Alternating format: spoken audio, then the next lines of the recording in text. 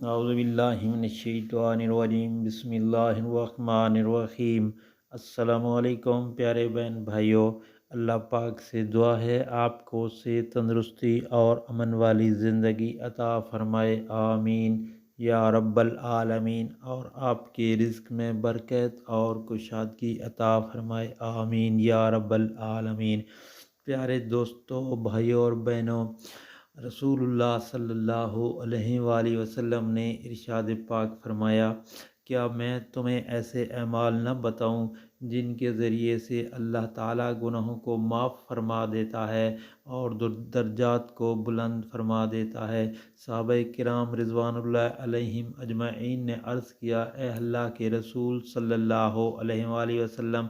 ضرور بتائیے۔ آپ صلی اللہ علیہ وآلہ وسلم نے ارشاد پاک فرمایا،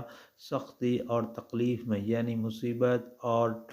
ٹف ٹائم میں اچھی طرح وضو کرنا اور مسجد کی طرف چلنا اور ایک نماز کے بعد دوسری نماز کا انتظار کرنا، یہی تمہارا رباط یعنی اپنے آپ کو اللہ کی اطاعت پر کاربند رکھنا ہے۔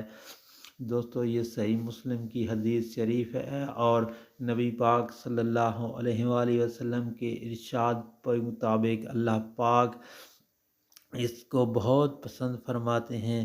اللہ پاک سے دعا ہے ہم تمام مومن مسلمانوں پر نبی پاک صلی اللہ علیہ وسلم کے طریقہ پر عمل کرنے کی توفیق عطا فرمائے، آمین یا رب العالمین، اور سب کی پریشانیاں